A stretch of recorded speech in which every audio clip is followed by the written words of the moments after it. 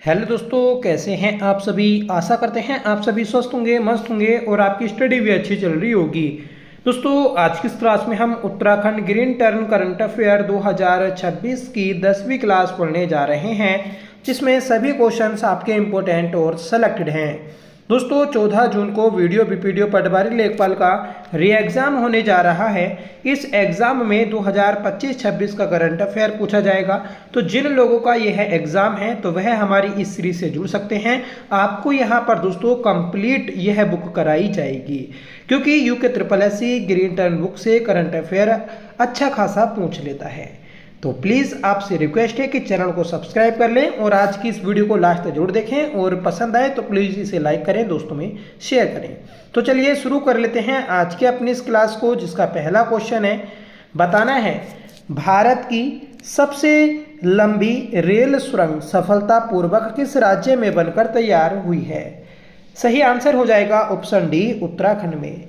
तो भारत की सबसे लंबी रेल सुरंग जो सफलतापूर्वक बनकर तैयार हुई तो वह अपने उत्तराखंड में बनकर तैयार हुई है। उत्तराखंड में बन रही भारत की सबसे लंबी रेल सुरंग सफलतापूर्वक आर पार हो गई है।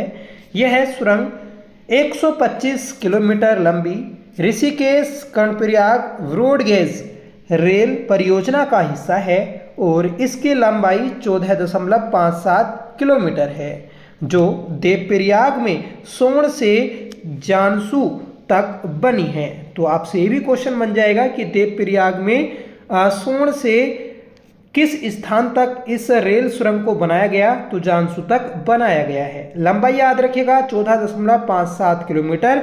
और यह दोस्तों जो आपकी रेल परियोजना है ऋषिकेश कर्णप्रयाग रेल परियोजना, इसी का एक हिस्सा है। आगे बढ़ेंगे कि हाल ही में किसके द्वारा सस्टेनेबल वेलनेस ऑफ स्टूडेंट्स पुस्तक का विमोचन किया गया। सही आंसर हो जाएगा ऑप्शन सी, मुख्यमंत्री पुष्कर सिंह धामी जी के द्वारा। मुख्यमंत्री पुष्कर सिंह धामी जी के द्वारा दोस्तों हाल ही में सस्टेनेबल वेलनेस ऑफ स्टूडेंट्स पुस्तक का विमोचन किया गया। यह पुस्तक दोस्तों छात्र कल्याण और मानसिक स्वास्थ्य को बढ़ावा देने की दिशा में एक महत्वपूर्ण कदम उठाते हुए उत्तराखंड के मुख्यमंत्री पुष्कर सिंह धामी ने 26 जुलाई 2025 को देहरादून में स्थित मुख्यमंत्री आवास के सभागार में आयोजित एक विशेष कार्यक्रम में इसे लॉन्च किया है। ये पुस्तक दोस्तों sustainable wellness of students a collective responsibility in higher education नाम से लॉन्च की गई। यह पहला उच्च शिक्षा संस्थानों में पढ़ने वाले छात्रों द्वारा झेले जा रही मानसिक और सामाजिक चुनौतियों को समझाने और उनके समाधान की आवश्यकता को रेखांकित करती है। ठीक है, तो याद रखिएगा ये पहल किससे संबंधित है। आगे बढ़ेंगे कि उत्तराखंड सरकार द्वारा किस देश की वेरकिस कंसल्टिंग इंजीनियर्स कंपनी के साथ भूतापीय ऊर्जा के लिए समझौता किया गया है।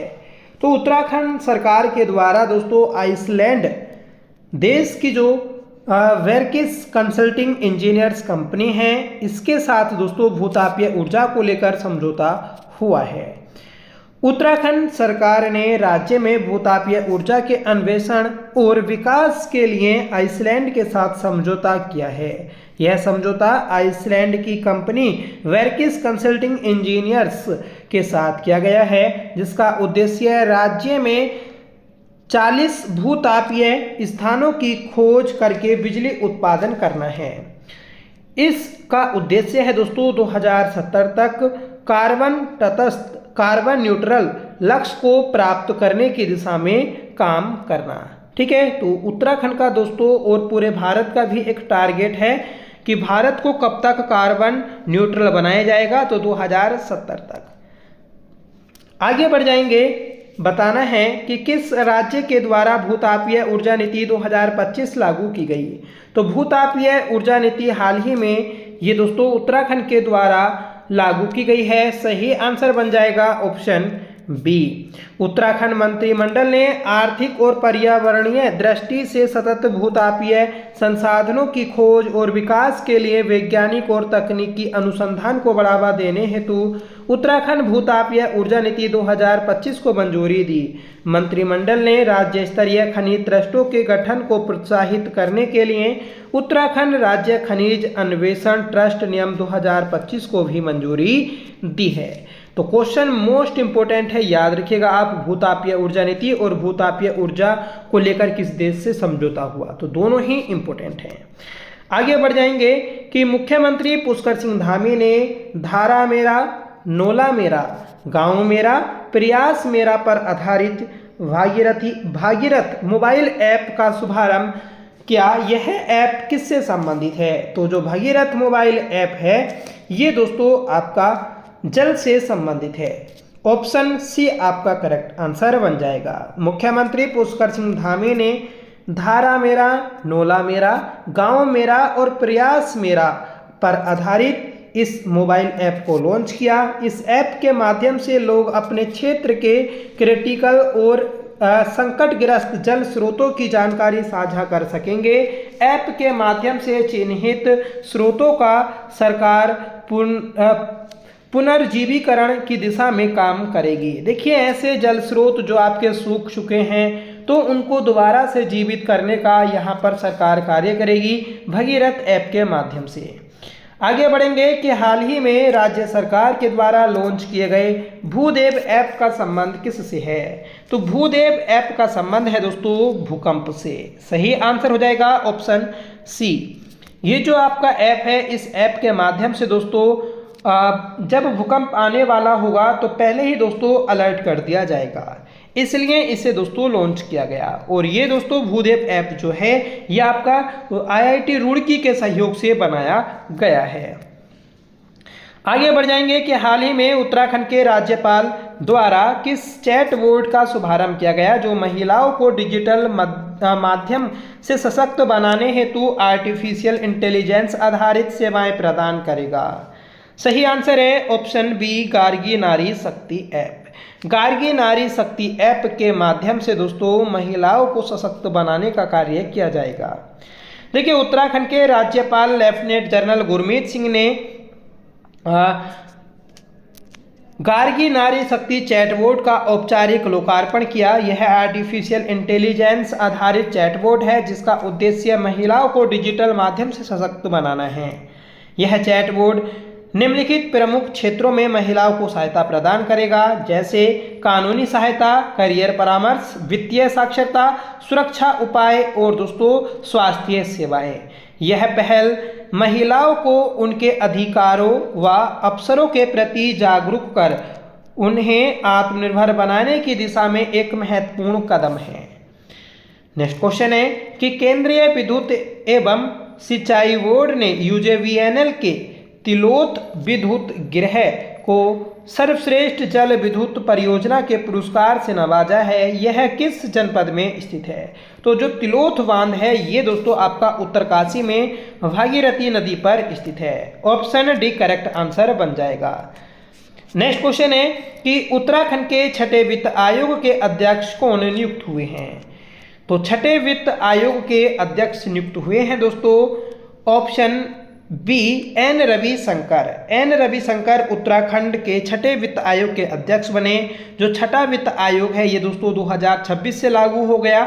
ठीक है, इससे पहले जो पांचवा वित्त आयोग था उसके अध्यक्ष थे इंदु कुमार पांडे। यहाँ पर निधि छिब्बर और अशोक कुमार लहाड़ी भी हैं। तो ये भी दोस्तों आपसे पूछे जाएंगे क्योंकि निधि छिब्बर कौन हैं? तो ये वर्तमान में दोस्तों नीति आयोग के CEO हैं और अशोक कुमार लहाड़ी ये दोस्तों नीति आयोग के वर्तमान में उपाध्यक्ष बनाए गए हैं। आगे बढ़ जाएंगे। हाँ, यहाँ पर देखिए वित्त आयोग की बात हुई थी तो वित्त आयोग को भी अच्छे से देख लें कि उत्तराखंड का जो छठा वित्त आयोग है ये भारतीय संविधान के अनुच्छेद 243 के I के तहत गठित एक संवैधानिक निकाय है। कई बार क्वेश्चन बन जाता है कि निम्नलिखित में से कौन सा एक संवैधानिक निकाय है? तो दोस्तों जैसे आपका निर्वाचन आयोग हुआ, वित्त आयोग हुआ, ठीक है, तो ये सभी जो निकाय होते हैं ये आपके कैसे हैं, ये आपके संवैधानिक निकाय हैं। ठीक है, जो नीति आयोग है तो ये दोस्तों संवैधानिक निकाय नहीं है, गैर असंवैधानिक निकाय है। राज्य वित्त आयोग राज्य सरकार और स्थानीय निकायों के बीच वित्तीय संसाधनों के वितरण को नियंत्रित करने वाले सिद्धांतों की सिफारिश करने के लिए जिम्मेदार है। जो उत्तराखंड का छठा वित्त आयोग है इसमें PS जांगपांगी और डॉक्टर MC जोशी अन्य सदस्यों में शामिल हैं। आगे बढ़ेंगे कि राज्य के शिक्षा मंत्री द्वारा उच्च शिक्षा के विद्या समीक्षा केंद्र का शिलान्यास कहाँ किया गया। देखिए, उत्तराखंड के शिक्षा मंत्री हैं आपके धन सिंह रावत, उनके द्वारा उच्च शिक्षा के विद्या समीक्षा केंद्र का जो उद्घाटन किया गया तो ये किया गया है देहरादून में। करेक्ट आंसर है ऑप्शन डी। देखिए, शिक्षा मंत्री धन सिंह रावत हैं, इन्हीं के द्वारा दोस्तों इस निदेशालय इसका जो उद्घाटन किया गया तो वह आपका प्रारंभिक शिक्षा निदेशालय देहरादून में किया गया था। यह उच्च शिक्षा का देश का पहला विद्या समीक्षा केंद्र भी है, तो इसको भी याद रखें। आगे बढ़ेंगे कि उत्तराखंड समान नागरिक संहिता UCC लागू करने वाला देश का पहला राज्य कब बना। यहाँ पर पूछा गया है कि उत्तराखंड ने UCC को कब लागू किया था, तो 27 जनवरी 2025 को लागू किया। और दोस्तों 2026 में 27 जनवरी के दिन को आपका UCC डे के रूप में मनाने की घोषणा की गई थी। UCC की फुल फॉर्म होती है यूनिफॉर्म सिविल कोड समान नागरिक संहिता। उत्तराखंड में लागू की गई और 1 वर्ष पूरे होने के अवसर पर दोस्तों 27 जनवरी को UCC डे मनाया गया। 27 जनवरी 2025 को पूरे देश में उत्तराखंड इसे लागू करने वाला पहला राज्य बना, याद रखिएगा। उत्तराखंड से पहले दोस्तों गोवा ने भी UCC को लागू किया था, पर वह आपका स्वतंत्रता से पहले पुर्तगाली कोड पर आधारित था। 7 फरवरी 2024 को उत्तराखंड विधानसभा ने UCC विधेयक पारित किया था। 11 मार्च 2024 को राष्ट्रपति की मंजूरी मिली।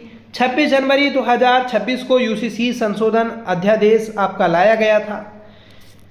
ठीक है, और दोस्तों ये जो आपका कानून है ये लागू होने के बाद उत्तराखंड देश में समान नागरिक संहिता लागू करने वाला देश का पहला राज्य बन गया। और राज्य सरकार ने 27 जनवरी 2025 को इस आशय की अधिसूचना जारी की।